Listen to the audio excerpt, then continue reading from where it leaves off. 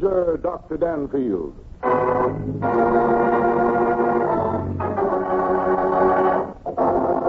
Well, good evening, folks. This is the boy with the goods, Tom Woods, to give you blokes some pokes with jokes that'll make you croak or laugh till you choke. Ha ha! How am I doing? Yes. I'm going to kill you, folks. Simply going to kill you.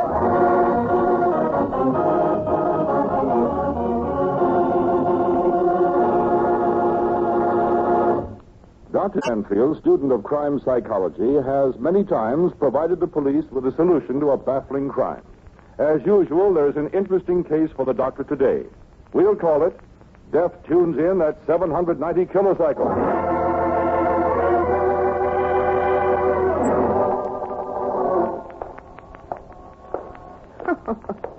You kill me, Dan. Oh, why? Imagine Dr. Danfield going to see your radio show. Oh, why not? It'll be a lesson in psychology, just to see what it is that makes people laugh. By the way, you haven't told me yet whose show it is we're going to see. Oh, Tom Woods. Tom Woods? Sure. The boy with the goods, Tom Woods. You're so hi, you clacks. Here's stacks of cracks that lack the smack. Oh, no, Dan. Not that corny guy. Oh, why not? There's psychology in corn, too, you know. Probably the most commercial stuff on the air. Well, okay. I can stand if you can. Huh? Hey, what are we coming in the back way for? Well, I've got tickets in the client's booth. What's that? Well, we're going to see the show from backstage. Oh, good. I've never been in the back of one of these places before. Here we are. Now, this is the artist entrance. Hey, Dan, there's a policeman. He's a special policeman, Rusty. He's here to see that only the right people get in. You know what I mean? Good evening, Miss Stevens. Well, good evening, Dr. Danfield. Haven't seen you since you were doing that lecture program last year. Doing a guest shot tonight? Oh, Mr. Stevens, we just thought we'd come in and see Tom Wood's program. Oh, you ought to have something better to do than that. Oh, well, we thought we might get a few laughs. You have tickets, I suppose? Yes. Here they are. Ah, fine. Well, it's down the hall and to the left, Studio D. That's the last one down the hall. Here, I'll click open the door for you. Yeah. Well, thanks, Mr. Stevens. We've got a lot of better programs. Tom Woods doesn't seem to be very popular around here. Huh? You should have his paycheck every week, my dear little girl. You wouldn't care if popular or not. Gee, Dan, I didn't know they had so many studios. I thought everything came out of the same one. No, indeed, Rusty. Radio is big business. Hey, Dan, that's Bing. I hear Bing. Why, certainly. He broadcasts over the American Broadcasting Company. Yeah, somebody must have opened the door. Hey, come on. No. I'm going to listen a minute. Okay. That's how much I love you. Hey, you better close the door or somebody will get mad. Hey, isn't he wonderful? Oh, all right. Dan, this is Sunday. I thought Wednesday was Bing's day. Oh, it is. He's probably doing a guest up here. Well, come on, let's get down to Tom's studio. Oh, gee. Isn't radio wonderful? Yep. Maybe you'll appreciate it more next time you're sitting home listening in your big easy chair. George, you are a dirty louse. George, you are a dirty louse. George, you are a dirty louse. George, you are... What's he doing, pacing up and down and waving his arms? He's just an actor, Rusty, rehearsing his part. Oh, out here in the hall? Sure, they all do. Yeah, we turn here. The stage door is down the end of the hall here. What are all the other doors? Oh, those are dressing rooms for the stars. Gee, it's like a theater. Yep, almost. Yeah, here we are. Well, Dan, could we go in? Look up there. There's a green light over the door. It says studio in use. Oh, it's all right. They're just rehearsing. When the show is on the air, the light's red. Yeah, it'll be all right anyway. This is just a sound lock. Sound lock? Looks like a little hall to me. Well, it is. You still have to open the door in order to go out on the stage. The door on the far end. Oh, that's funny. Usually a page girl here to take us upstairs. Oh, well, we might as well go on up. Well, I thought we were going to see the show. We are, from the client's booth. Oh, it's up here, right over the control booth. Here we are. Oh, this is nice. Big soft chairs. Yes, and we can see the show through that big glass. Yeah, but we can't hear it, can we? There's a band playing down there now, and I can't hear a thing. Yeah, wait a second. I'll turn on my loudspeaker. Where's this Tom Woods? Oh, I don't know. Maybe in the control booth or maybe in his dressing room. That's just the band rehearsing its numbers. Who's the dame, the one walking around the sound-locked door? Oh, that's Helen McGregor. She's Tom's soloist. Guess she's going to a dressing room. Say, what did we come here so early for anyway? The show isn't broadcast for nearly half an hour. Well, we might as well listen to the dress rehearsal, at least what's left of it. And if we don't like it, we don't have to stay. Well, I just as soon stay. For a while, that is. Nobody else comes in. Now, Rusty, this is no place for proposing. Dan, you're a drip. Stop it! Stop it! Stop the music! What's wrong with that guy? That's Tom Wood. Helen McGregor. She's been killed. She's been murdered.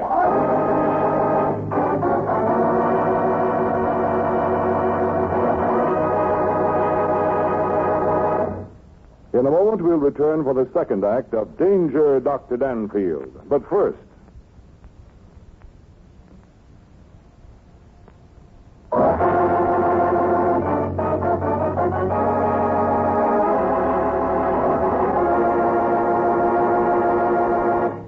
And now back to Michael Dunn for the second act of Danger, Dr. Danfield.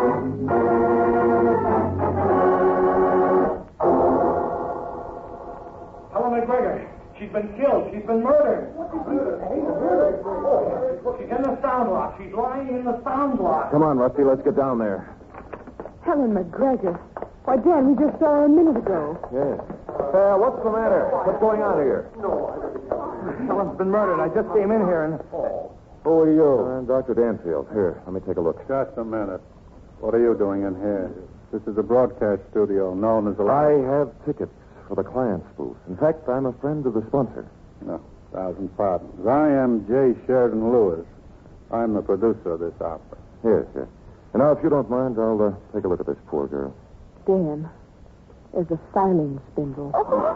Yes, driven clear up to the brace in the middle of her back. Will one of you run and get Mr. Stevens, the special policeman out at the artist entrance? Joan, will you go, please? Yes, Mr. Lewis. Who is she? Oh, she, my dear Dr. Danfield, is June Davis, one of the most excellent script girls in the radio business. Oh. I, by the way, taught her all she knows. Yes, yes, no doubt. You know, I wish a few of you people would go back into the studio. This sound lock is rather small. You fellas, musicians, back on the stage, if you please. Wouldn't hurt you to look over your music anyway. This is radio, you know. The show must go on. All right. Poor child. Poor child. And might I ask who you are, sir? That's the writer, Larson Bell. Yes, I'm the writer, the poor underpaid writer. Without me, the show could never go on. I can hire writers a dime a dozen. It takes a producer to make the drivel you write last. Oh, drivel is it? All night long, I sit at my typewriter staring at blank white pages. And then the words come. And what happens? A bunch of lousy actors stink 'em up. Well, if you're through with your mutual admiration, I might remind you there's a girl lying here who's dead, murdered with a filing spindle. Oh, yes, poor child. Poor good heavens, I got to get another singer. Hey, Joan, where are you? Oh, she went out to get a car. Yes. Mr. Bell, you say you're the writer? Yes, indeed. Since I took over the show, the rating went up 5 points. Well, I'm afraid this little event wasn't in your script. Or, was it? Yeah, what do you mean, sir? I'm not writing murder mysteries. Here's Mr. Stevens. Oh, Dr. Danfield. Miss Davis says there's been a murder. I'm afraid so, Mr. Stevens. Do you want to take over? Oh, no, not me. I think the city police. Poor Miss McGregor. She was a nice little type. Then you don't mind if I go on with my investigation? Oh, no, indeed. I wish you would. Very well, thank you. Now, first of all, I want a little information. Which one of you knew Helen McGregor the best? I did. Oh, you all did, huh? Then I better take you one at a time. You, Sheridan Lewis. J. Sheridan Lewis. That's the place. Very well, Jay. How well did you know Miss McGregor? Oh, by the way, Rusty, will you take some notes on this? Okay. Mr. Lewis? I know her very well. I hired her for the show. I picked her up when she was singing in a cheap nightclub. I developed her and made her into the star she was. I see, a modern Machiavelli. She must have been very grateful to you for all you did. Quite the contrary. She didn't have an ounce of appreciation in her. When I made her a star, she demanded more money of me. I, who made treat her what she is today. I hope you're satisfied. Rusty, please. Hey, go on, Jay Sheridan. That's about the sum and substance of it. Helen McGregor was an over-aspiring, viciously ambitious, nasty little clock. Everybody in this entire company hated her. That, Mr. Lewis, is a dirty lie. What lie, hard Oh, shut up. I'm the star of this show, and I can change producers just by snapping my finger. Remember that, Jay Sheridan? Well, of course. Tom, I had no idea that you didn't feel the same as the rest of us. Well, you'd better speak only for yourself. Go on, Tom. Tell me more. Helen was a sweet, lovable little kid. She was a fine performer, a great artist, and we all loved her very much. That is, all except our great producer here. He didn't like her because she wouldn't let his hammy direction louse up her work. Now, careful with those remarks, or by Harry, I'll quit this show flat. I've only to remind you that I have another offer from Burton, Button, Benson, and Ball. Uh-huh. The only offer you'll ever get will be from our sponsor offering you a 10 years vacation with no pay. If you don't mind, boys, you can carry on your love feast after we've cleared up the murder. Anything more you care to tell me, Mr. Wood? Yes.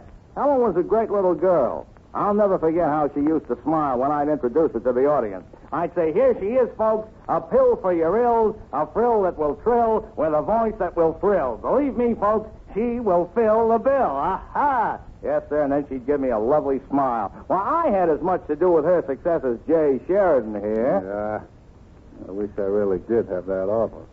Mr. Bell, as the writer of this show, is there anything you can add to our little character study? Oh, yes, indeed. Yes, indeed. I'm rather inclined to go along with Jay Sheridan. I gave her beautiful lines to read, and she couldn't read one of them. No soul, no sense of time. Oh, then why did you give her such beautiful lines? Because she insisted. She fancied herself a great comedian. Oh, brother, how she could muff the snapper on a gag. The audience loved it, though. I always saved the joke with one of my ad-libs. For instance, I remember the time Yes. Go on, Mr. Bell. Yes, and that's another thing, the way Tom Woods here played along with her. Yes, I've got a hunch. Hey, look, I can get another writer, too. Tell me, are any of you three men married? I'll say. What's that, Miss Davis? I'll say they're married, and they bring all their relatives down to see the show, and they all sit in the control booth. Every Sunday night it looks like an Iowa convention. Jay Sheridan has 6. Miss Davis, you're fired. So what? Of course, Listen Bell isn't married, but he has the same ideas.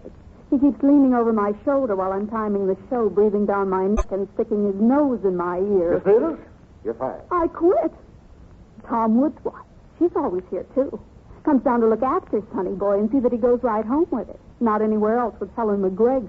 June, you're fired. Fine, and I'll get out right now. Leave you the time script of the dress rehearsal. And now goodbye. Thank heavens I have got an offer from Burton, Button, Benson, and Ball. Yeah. Hand me that script, Rusty, the one with the timing on it. Oh, sure, Dan. Here you are. Let's see. Yeah, well, the timing on this script ends where the orchestra stopped when Tom here found the body. The show had been in rehearsal just 13 minutes and 30 seconds. How do you know so much about radio shows? I used to do one. Now, the musical number was right after the commercial, so according to this timing, the commercial and the band number ran just about 5 minutes. That's right. We always figured them to run just that. Uh-huh. Now, about a minute before the body was found, Rusty and I saw Miss McGregor walk into the sound lock here, so she had to be killed within that minute. The last minute of the band number. Why, that definitely sets the time of the murder. Yes, within a minute. So let's see where everybody was during that last fatal minute. Now, I have a theory that Miss McGregor was killed the second she stepped into the sound lock. Then the murderer left, either to have the body discovered by someone else or to discover it himself later. Well, I was, Yes? Where were you, Mr. Wood? I was in my dressing room changing my shirt. I see. And where were you, Mr. Bell? I was down in the script room, writing a new scene for the show. Woods couldn't read the beautiful scene I had, and so... Yes. How long was the scene? About 2 minutes. It was 2 full pages of manuscript. Only 2 minutes? Well, it took me about 10 minutes to write it. Mm-hmm. When did you leave the studio? When the commercial started. I see. How about you, Mr. J. Sheridan Lewis? Where were you? I'll see here. Why should you suspect any of us? It could have been June Davis, the script girl, just as likely. Seems to me she was in an awful hurry to get out of here. A very good point, Mr. Lewis. But I'll tell you why it couldn't have been Miss Davis. Because she had her timing marked right here on the script, clear up to and beyond the time of the murder. I'm sure that the engineer in the control booth will swear that you never left the booth. Now, come on. Tell me where you were. Well, tell the truth, I did leave the booth. I had a few minutes during the band, and so I walked down to the end of the hall to get a drink of water. That's very interesting. By the way, will you lend me your stopwatch? What for? I want to take each one of you and reenact just what you say you did. I want to time your alleged movements down to a split second. Because this is one murder where seconds are going to count.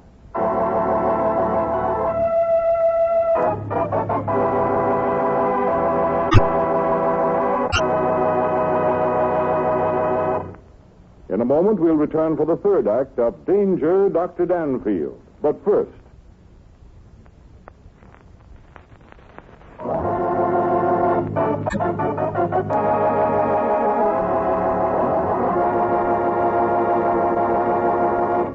And now, back to Michael Dunn for the third act of Danger, Dr. Danfield. Come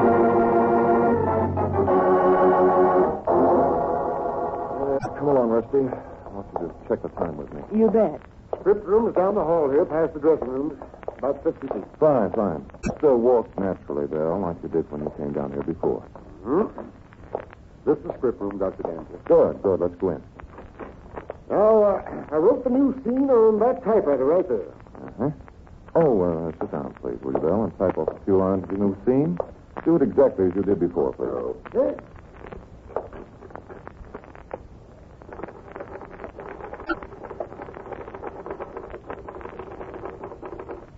That'll be enough. I can judge close enough by the time it took you to write those two lines. Now, do you have the first copy? Certainly. Here you are. I just want to compare them to see that you are really writing the same stuff. Identical. Now, by multiplying the time taken to write the two lines, it must have taken you at least 5 or 6 minutes to do the whole job. Yeah, that's enough. I'm satisfied. Well, thank goodness. Well, the person who did this job couldn't have been gone from the studio that length of time. I'll just keep these 2 copies for a bit, Bill, if you don't mind. Perfectly all right. Have to use the old stuff now anyway. Won't have time to have it mimeographed. Well, come on. We'll go back to the studio. Okay. You know, this ought to give me a good plot for a screen story. Bet I could tell it the picture. I thought you didn't write murder mysteries. Well, I could punch it up with a few gags. You know, I think that's what these mystery stories need. A little comedy here and there. Most of them are too dull. By gum, that's a great idea. I'm going to speak to my agent about it. Yeah, here we are. I see you're all out in the hall. I don't blame you. The body was getting a bit depressing. Yeah, come on, Mr. Woods. You're next. Aha, Tom Woods, the boy with the goods. Yes, sir. Tom, you say you went to your dressing room. Yes, indeed. The first one right down the hall here. Oh, wait a minute just a second. Let me stop my watch. Yeah, all right, come on. It's a star's dressing room. Always the first. I want you to do exactly as you did before. Don't forget I'm funny. In here. Hiya, honey. Hi, Sprinkler. Fluffy, please. Helen McGregor has just been murdered. Oh?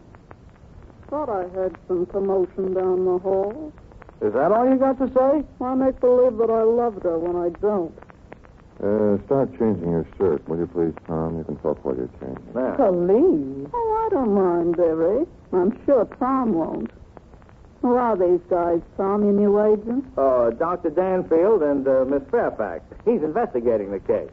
Oh, cop. No, not exactly cops. I'm a psychologist. We should psychoanalyze Tom, then. Find out why he thinks he's every dame's young dream. Fluffy, will you shut up? So McGregor's dead, huh? Wonder who she double-crossed. Well, Mrs. Woods, was your husband here in the dressing room from the time he came in here to change his shirt and the time he went back to the studio? You're darn right he was. Well, how about you? Did you leave? Even for a minute? Certainly not. Always have to tie the big lug's tie. Come here, baby, I'll do it. All right. Oh, he's as helpless as a kid. What's all this bad blood between you and Helen McGregor, Fluffy? She'd done her best to break up me and Tommy's home. Did you ever stop to think that perhaps Tom helped a little? Sure he did. What do you think I come down here every show day? Certainly isn't to listen to Tom. Hear his stuff all day long at home.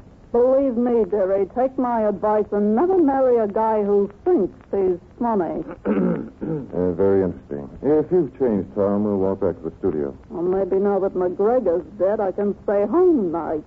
Now, I guess I won't either. They'll have to get another singer. Come on, Tom. See you in a control booth, honey. You know, Tom, you and your wife had better stick together. It wouldn't be very hard for a good prosecuting attorney to figure out that either one of you had a very good motive for this murder. I wouldn't kill a flea. And as for Fluffy, well, she's nuts about me, but she wouldn't kill a gal. She'd scratch her eyes out. Well, here we are. Now, let's see. That took exactly 3 minutes and 32 seconds. Ah, what does that prove? I'll let you know after Mr. J. Sheridan Lewis and I take a little walk. Coming, Mr. Lewis? I don't know why I should have put up with this tomfoolery. I have a show that's got to go on about 10 minutes. You better come along or you won't be here when it does go on. Or maybe you'd rather have Mr. Stevens here prod you a bit. No, all right. But my sponsor will hear about this. Yeah. Now, according to your statement, J. Sheridan, when the murder happened, you were out getting a drink of water. That is correct. Where? Down at the water fountain, far in the hall. The long hall? Yes. How are you, Jimmy? That was Jimmy Simmons. Yes, I recognize. Say, if you want any proof that I did come down to take a drink, you can ask Jimmy. He was taking one at the same time. Brother, when he gets hold of this, will his program be pumping? Yes, I can imagine. Why didn't you use this water fountain right here? Because it's broken. Oh. You know, this murder turned out to be a good thing after all. How can murder ever be a good thing? Well, with all the publicity we'll get, I'll bet we'll run our hooper up to at least an 18. Well, here we are at the fountain. If you'd be so kind, J. Sheridan, take a drink. Fine. Now we'll walk back. This is all very silly. I'm doing this for your benefit, Mr. Lewis. One of you three is guilty of murder.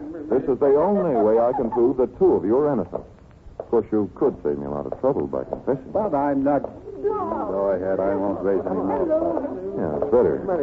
Tell me, did your wife have any objections to the special tutoring you gave Miss McGregor? If you know women, you know she did, Dr. Danfield. Uh-huh.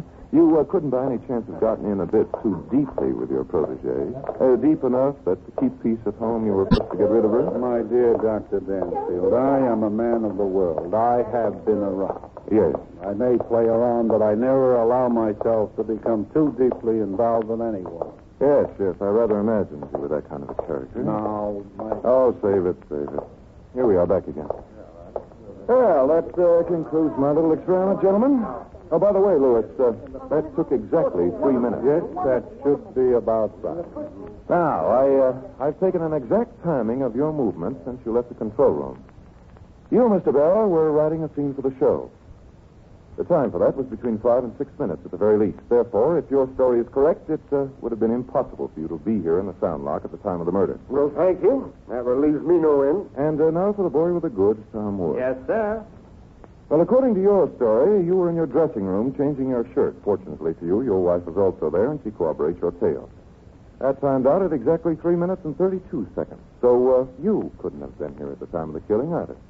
Good old Fluffy. I knew she'd come in handy sometime or other. So that leaves J. Sheridan Lewis. Now, according to Mr. Lewis's story, he was down at the water fountain getting a drink. That took exactly 3 minutes, according to the very best stopwatch. So J. Sheridan couldn't have been in at the slaying. Yes, but Unless one of you is lying, none of you could have killed Helen McGregor.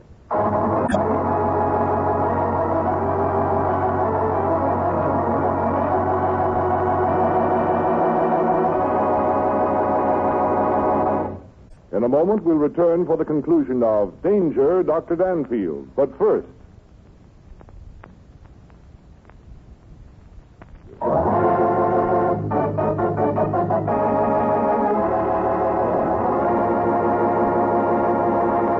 And now back to Michael Dunn for the conclusion of Danger, Dr. Danfield.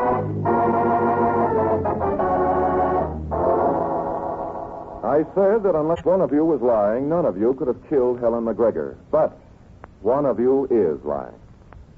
You worked this out very well, Mr. Larson Bell. Me? What are you talking about? You say you don't write mystery stories, but you should. Your plot on this one was almost foolproof, all except the one thing that murderers always forget. Oh, but I couldn't have done it. I was writing my script. You said so yourself. I said you couldn't have done it if you were telling the truth. I don't know what your motive was, Belle. That'll undoubtedly come out with further investigation. But there was one little mistake you made that proves conclusively that you were lying. Well, I can't see where.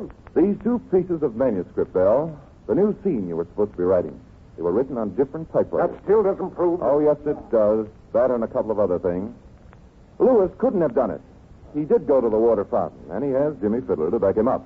Tom Woods did go to his dressing room to change his shirt. His wife substantiates that. But you, Mr. Ryder, went to the script room. I did write that scene. Yes, but you wrote it last night at home on your own typewriter. Now, when I asked you to write a couple of lines of the same scene on the typewriter in the script room, you did so willingly, thinking that the time element was all I was interested in. But you didn't notice that the typewriter in the script room is an old one, with old-fashioned pica type. They don't match at all, Belle, not one single letter. Yes, but the time... The time, of course. It only takes 20 seconds to walk from the studio down to the script room, Belle. That was plenty of time for you to kill Helen McGregor and get back to the script room before any of the others got back. You had a full minute, you know, Belle. Mr. Stevens, take him out and turn him over to the police. No. What say you? Come on. Oh, Dan, I've got to say it again. You're wonderful. Yes, and so isn't the stopwatch, Rusty. In this case, it trapped our murderer. Dan, Yes? by that same stopwatch, how long is a radio kiss? Exactly 5 seconds, Rusty. Count 'em.